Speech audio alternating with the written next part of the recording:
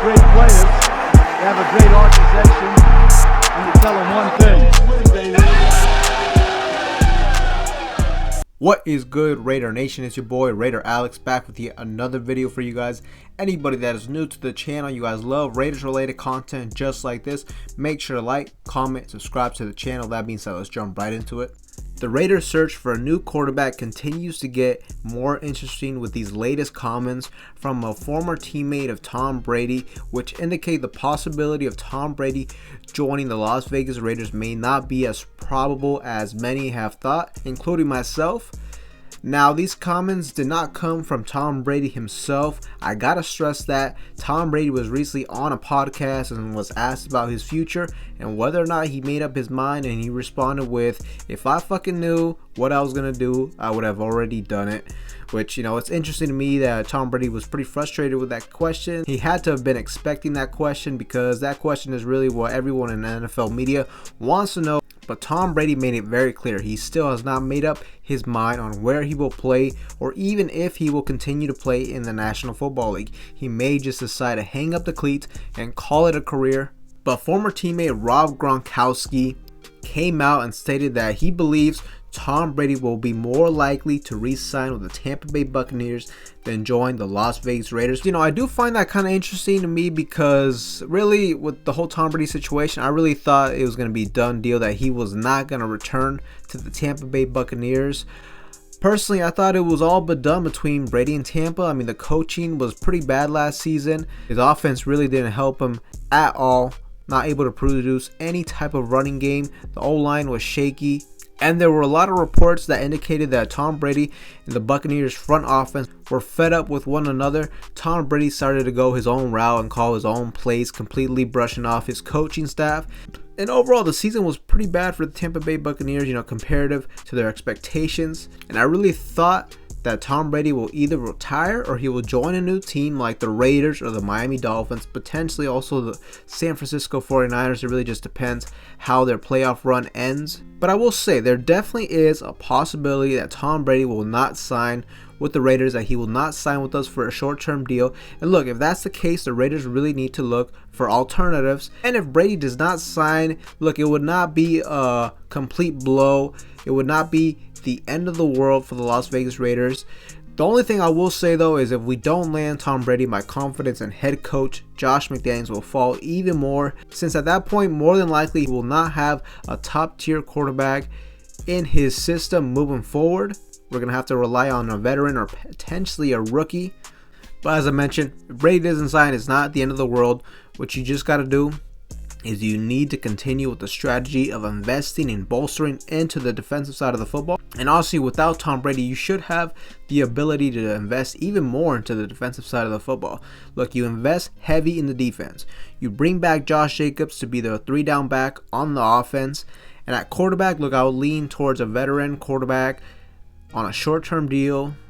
You look at a guy like Jimmy Garoppolo, also Jimmy Brissett is also a guy who's familiar with the Josh McDaniels offensive system, and he is no stranger to being a veteran bridge quarterback in the NFL. Also, you can potentially look at a Baker Mayfield as well, but the point is you bring in a veteran free agent quarterback to a short-term deal, but that doesn't necessarily discard the possibility of Jarrett Stidham become the full-time starter. With Jarrett Stidham, look, we know that he knows this system like the back of his hand. He showed some interesting things in the 2 games he played at the end of the season. There's definitely some things I liked about Jarrett Stidham.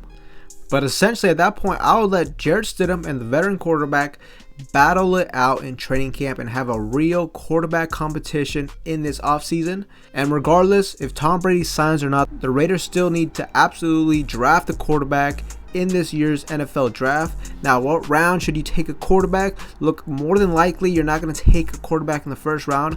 The only quarterback I would draft personally in the first round would be quarterback CJ Stroud, but look, he will most likely not be there at pick number 7. Would I even consider trading up for CJ Stroud? Look, I will not trade up for him. I would not trade up to the top 3 to get CJ Stroud. You'd have to give up way too much draft capital.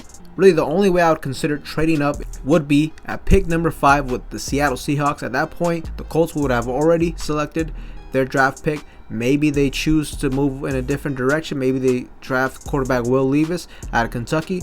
whatever, if CJ Stroud is still on the board, maybe you get on the phone with Seattle, because at that point I don't think it would be too much draft capital, a crazy amount of draft capital, to move up 2 spots compared to moving in the top 3. But as I said, really the only quarterback I would consider is CJ Stroud in the first round. Look, I just need to address this real quick. For the people saying that CJ Stroud is not going to be a good quarterback, that he's going to be a bust because he played for Ohio State, look, to me that's not a strong enough argument. At the end of the day, I think you should be scouting the player, not the helmet. I mean, before a guy like Patrick Mahomes and Josh Allen, when did colleges like Texas Tech and Wyoming ever produce great college quarterbacks? You really just got to look at how a player plays, his traits. Look, personally, I would take Stroud at pick number 7 because, in my opinion, from what I have seen on tape, he is the best thrower of the football in this whole entire NFL draft. He's also athletic, has the ability to use his legs, and he can throw the ball pretty well, moving out of the pocket as well. Really the only criticism I've seen with Stroud is when the pressure gets there, I would like his playmaker ability to be a little bit better, especially compared to a guy like Bryce Young, who really that's the top trait when it comes to the Alabama quarterback. But regardless, I still think CJ Stroud is the only quarterback I would take in the first round.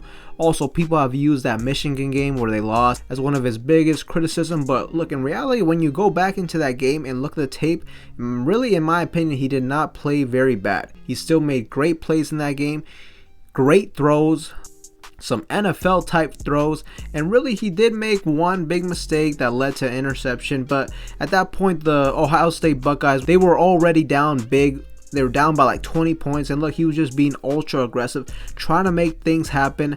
And really, I don't mind that, because at that point when you're down big, really the only way you're going to get back into the game is being aggressive. But back to the main topic, Raider Nation. If the Raiders cannot land Tom Brady, then I think our strategy has to be to double down on our defensive philosophy, build a complete and balanced roster, and essentially just look for a game manager type of quarterback who can keep you afloat and be competitive in the AFC while you draft your quarterback of the future. Let him sit and develop, ideally for a year. The biggest advantage too of not having a top tier quarterback would be that this will give our franchise so many resources to address our defensive needs. And as we have seen in recent history, look, you don't necessarily have to have the best quarterback in the league to win games. As long as you have a quarterback that isn't losing you games and you're not overpaying him, you got him at a good value, then you can build a competitive roster like we have seen currently with the San Francisco 49ers. But I will say, I'm not going to take Gronk's comments as gold and essentially pencil it in that Tom Brady will not join the Raiders. Like, I still think there's a strong possibility that he can join the Raiders.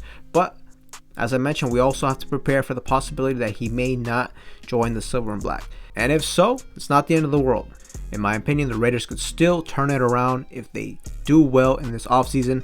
For sure, this offseason and free agency and the draft, we have to hit in both regards. We have to hit in both aspects if we want to turn this thing around. But let me know in the comment section down below, Raider Nation, what do you guys think of Rob Gronkowski's comments? How much value do they hold? Let me know in the comment section down below. With that being said, Raider Nation, that's all I have for you guys in today's video. Anybody that is new to the channel, you guys love Raiders related content just like this, make sure to like, comment, subscribe to the channel. With that being said, I'll see you guys in the next one.